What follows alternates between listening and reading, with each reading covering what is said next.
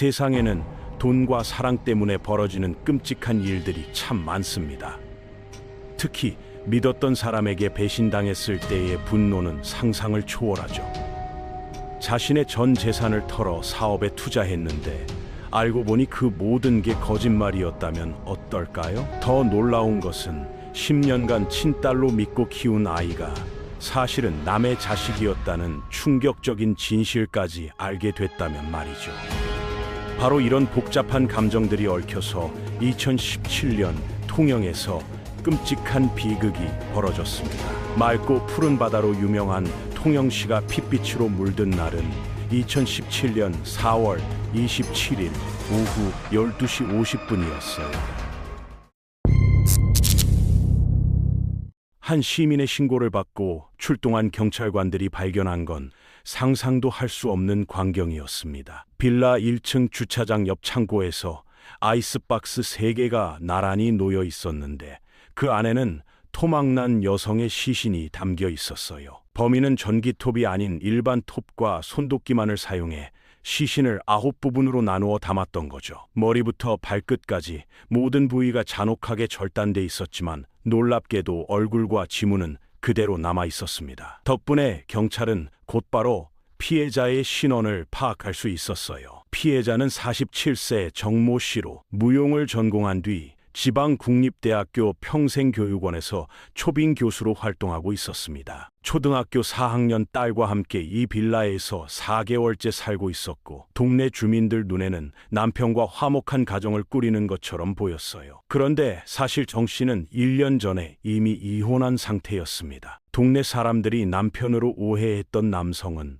오모 씨라는 동업자였죠. 정 씨와 오 씨는 무려 10여 년간 인연을 이어오다가 최근 누비옷 사업을 함께 시작하면서 동거하는 사이가 됐습니다. 누비옷이란 승려들이 헌 옷을 여러 겹 겹쳐 꿰매 만든 전통 의상인데 최근 들어 경제적 가치가 높아지면서 두 사람이 공동 투자한 사업 아이템이었어요. 정 씨는 지역에서 상당히 활발한 문화 활동을 펼치며 명망 있는 인물로 알려져 있었습니다. 그런데 최근 프랑스 누비옷 전시회를 앞두고 사업 자금이 크게 부족해진 상황이었어요. 그래서 여기저기 지인들을 찾아다니며 도움을 요청하고 다녔다고 합니다. 이런 상황에서 과연 무슨 일이 벌어진 걸까요? 금전 문제로 인한 살인인지 아니면 개인적인 원한 때문인지 수사 방향을 잡기 어려운 상황이었죠. 수사가 진행되면서 경찰은 정 씨가 전 남편과 완전히 헤어진 게 아니라 별거 중이라는 사실을 알게 됐습니다. 그래서 전 남편에 대한 조사도 병행했지만 특별한 혐의점은 발견되지 않았어요. 오히려 관심을 끄는 건 동거인이었던 오 씨의 행방이었습니다. 연인이 끔찍하게 살해당한 상황에서 정작 오 씨는 어디에도 보이지 않았거든요. 집주인의 증언이 단서가 됐습니다. 오 씨가 갑자기 이사를 간다며 전세 보증금 6천만 원을 돌려달라고 요구했다는 거예요. 처음엔 거절했지만 오 씨가 계속 요구하자 짐을 모두 빼는 조건으로 돈을 돌려줬다고 했죠. 그런데 정 씨는 사라졌는데 오 씨 혼자서만 짐을 뺀 상황이 이상했어요. 경찰은 즉시 오 씨의 행방을 추적하기 시작했습니다. 빌라 주차장에 설치된 CCTV와 차량 블랙박스 분석 결과 4월 1일 오후 2시경 오 씨가 자신의 모닝 승용차를 타고 집에 들어왔다가 5시경 다시 나가는 모습이 확인됐습니다. 이날이 바로 살인이 일어난 것으로 추정되는 날이었어요. 하지만 이것만으로는 오 씨를 범인으로 단정할 수 없었고 더 확실한 증거가 필요했죠. 그런데 엉뚱한 곳에서 결정적 증거가 나왔습니다. 오 씨가 집에서 뺀 짐을 2-3찜 센터 창고에 맡겨두고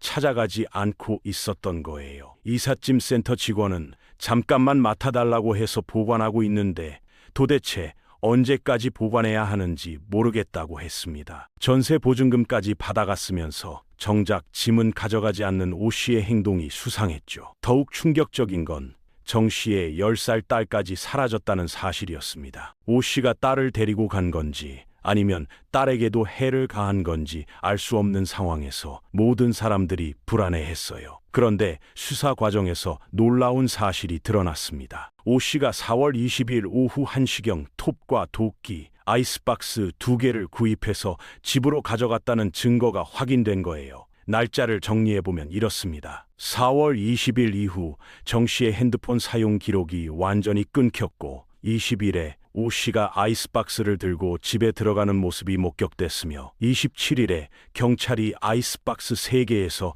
토막난 시신을 발견했죠. 오 씨가 구입한 아이스박스는 2개였는데 발견된 건 3개였으니 집에 원래 있던 아이스박스도 사용한 것 같았어요. 당시 오 씨와 정 씨는 동거인 관계였을 뿐만 아니라 사업 파트너이기도 했습니다. 정 씨에게는 별거 중인 남편이 따로 있었기 때문에 용의자가 2명이었는데 오 씨가 살인 도구를 직접 구매했다는 증거가 나오면서 수사는 오 씨 쪽으로 집중됐죠. 게다가 오 씨는 연락이 완전히 두절된 상태였고 정 씨의 딸까지 함께 사라진 상황이어서 빠른 시간 내에 소재를 파악하는 게 급선무였습니다. 보통 여성에게 원한이 있는 경우 그 자녀를 현장에서 함께 해치는 경우가 많은데 이번엔 아이를 데리고 사라진 점이 특이했어요. 혹시 둘 다 해치려고 했는데 딸은 다른 곳에서 처리하려던 건지 아니면 정말 아이의 안전을 생각해서 데려간 건지 판단하기 어려웠죠. 오 씨는 동거인이면서 동업자였는데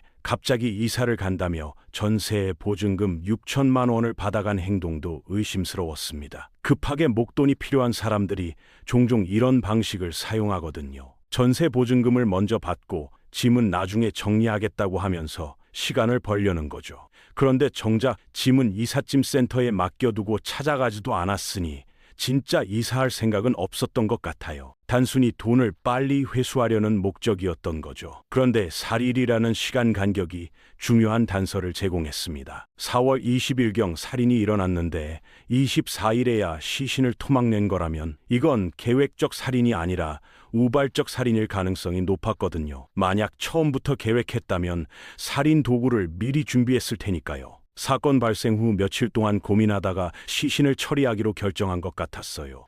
그러던 중 사라진 딸의 소재가 파악됐습니다. 오 씨가 직접 정 씨의 별거 중인 남편에게 전화를 걸어온 거예요. 자신의 지인이 딸을 잘 돌보고 있으니 서울의 한 커피숍으로 데려가라고 했습니다. 그리고 통화 중에 자신이 정 씨를 죽였다는 사실까지 털어놨어요. 정말 이해하기 어려운 행동이었죠. 제보를 받은 수사팀이 서울 커피숍으로 향해 다행히 정 씨의 딸을 무사히 발견할 수 있었습니다. 아이는 안전한 상태였어요. 이제 도망친 오 씨를 체포하는 일만 남았죠. 경찰은 오 씨가 휴대전화를 끈 채 하남시와 구리시 등 수도권 숙박업소들을 전전하며 도피 중이라는 정보를 입수했습니다. 수사 과정에서 또 다른 충격적인 사실이 드러났습니다. 오 씨가 정 씨의 딸을 10년간 친딸로 믿고 키워왔는데 알고 보니 정 씨가 유전자 검사 결과를 위조했다는 거예요. 정 씨는 왜 이런 거짓말을 한 걸까요? 오 씨 가족들의 증언에 따르면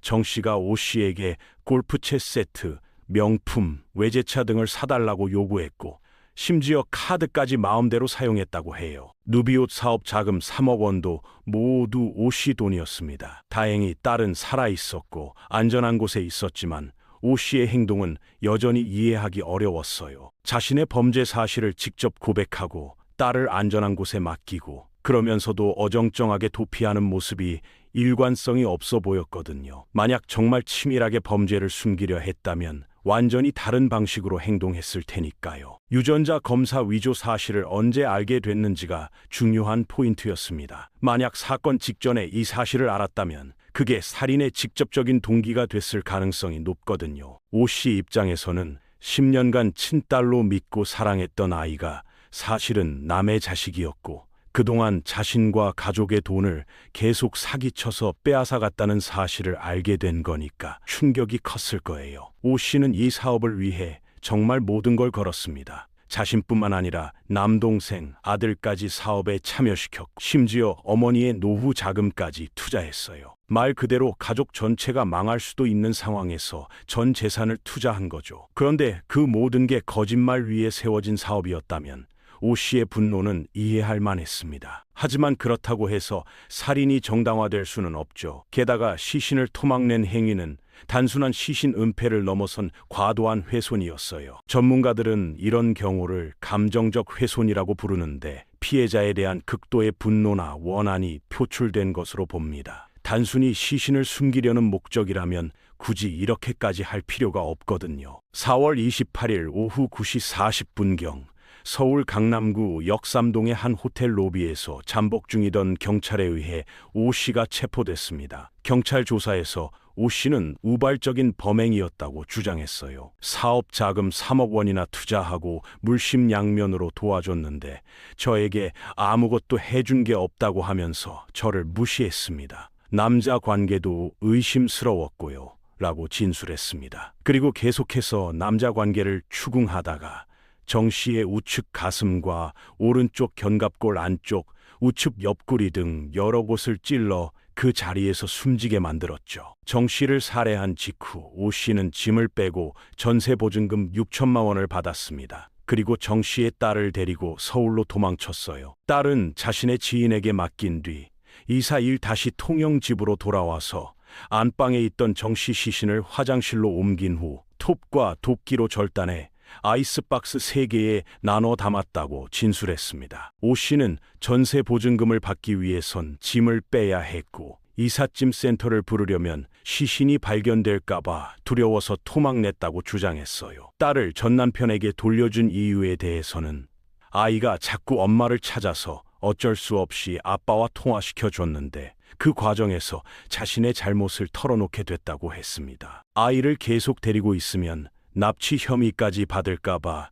두려워서 커피숍에 두고 왔다고도 했고요. 하지만 수사 결과 오 씨의 말에는 앞뒤가 맞지 않는 부분들이 많았습니다. 오 씨는 정 씨의 전 남편에게 딸을 데려가라고 하면서 돈을 요구했고 정 씨를 살해한 후 법인 계좌에서 돈을 무단으로 인출한 사실도 드러났어요. 오 씨가 정 씨와 공동으로 설립한 법인의 인감도장을 위조해서 은행에서 4,200만 원의 사업 자금을 빼돌린 것까지 추가로 밝혀졌습니다. 오 씨가 가져간 돈만 대략 1억 원 정도였어요. 오 씨는 전 남편에게 전화할 때 자신도 죽으려 한다고 말했는데 그럼에도 불구하고 급하게 전세 보증금과 법인 자금을 찾은 이유는 뭘까요? 여기까지 일을 저질렀는데 그냥 죽으려고 했어요. 근데 남아있는 가족들이 불쌍해서 아들 결혼 자금이나 해주고 죽으려고 했습니다. 라고 진술했습니다. 살인 동기와 관련해서 보면 오 씨는 정 씨가 늦게 들어와서 남자 관계를 의심하게 됐고 대화 중에 정 씨가 자신을 무시하는 발언을 해서 화나 칼로 찔렀다고 주장했어요. 찔린 부위들을 보면 치명적이지 않은 곳들이었는데 반복적으로 찔리다 보니 출혈이 많아져서 결국 사망에 이르게 된 것 같습니다. 오 씨의 진술에 따르면 정 씨가 네가 해준 게 뭐가 있냐고 말해서 찔렀다고 하는데 물론 이건 유일한 생존자인 가해자의 일방적 주장이니까 그대로 믿기는 어렵죠. 하지만 그 이후 오 씨가 돈을 계속 인출한 행동들을 보면 어느 정도 논리적 연결고리는 있어 보여요. 자신과 가족이 투자한 돈이니까 다시 회수하겠다는 생각이었을 수도 있거든요. 오 씨에게는 특별한 범죄 전과가 없었습니다. 그럼에도 불구하고 이렇게 잔혹하게 시신을 훼손하고 아이를 데리고 사라지고 법인 자금을 무단으로 인출하는 등의 범죄 행각을 벌인 거죠. 칼로 찌를 때도 치명적인 부위는 피했던 것 같고 이런 걸 보면 평소에 폭력적인 성향은 아니었던 것 같아요. 하지만 시신 훼손 정도가 너무 과도했습니다. 단순히 시신을 숨기려는 목적이었다면 이렇게까지 할 필요가 없었거든요. 전문가들은 이를 감정적 훼손으로 보고 있어요. 피해자에 대한 극도의 분노나 원한이 표출된 것으로 분석되죠. 만약 딸의 유전자 검사 조작 사실을 알게 된 게 직접적인 방아쇠가 됐다면 그 정도의 분노와 배신감을 이해할 수는 있을 것 같아요. 1심에서 오 씨에게는 무기징역이 선고됐습니다. 판결문에는 인간의 생명과 존엄성은 어느 누구도 함부로 처분할 수 없는 절대성을 지닌 것으로 이를 침해하는 행위는 결코 용서될 수 없다고 명시됐어요. 피해자를 살해하고 그 시신을 처리한 방법은 매우 잔인하고 피해자 인격에 대한 최소한의 존중도 찾아볼 수 없다. 이는 생명 존중이라는 우리 사회의 기본적 가치관을 훼손하고 사회 공동체의 결속을 현저히 저해하는 중대한 범죄라고 판결문은 계속됐죠. 우리나라 현재 판례상 한 명을 잔혹하게 살해해도 사형까지는 나오지 않는 경우가 많습니다. 최고형이 무기징역이니까 이번 판결도 판례에 맞다고 볼 수 있어요. 하지만 시신을 이렇게 참혹하게 훼손한 행위는 유족 입장에서는 도저히 용서하기 어려운 일이죠. 이 사건의 가장 핵심적인 부분은 우 씨와 정 씨, 그리고 딸 사이의 진짜 관계가 무엇이었는지 완전히 드러나지 않았다는 점입니다. 10년간 친딸로 믿고 사랑했던 아이가 사실은 남의 자식이었고, 그 사실을 이용해서 자신의 전 재산을 사기당했다는 배신감이 얼마나 컸을지는 짐작할 만해요. 하지만 그렇다고 해서 살인과 시신훼손이 정당화될 수는 없겠죠. 결국 돈과 거짓말, 그리고 배신이 만들어낸 비극적인 결말이었습니다. 끔찍하게 목숨을 잃은 정 씨의 명복을 빕니다.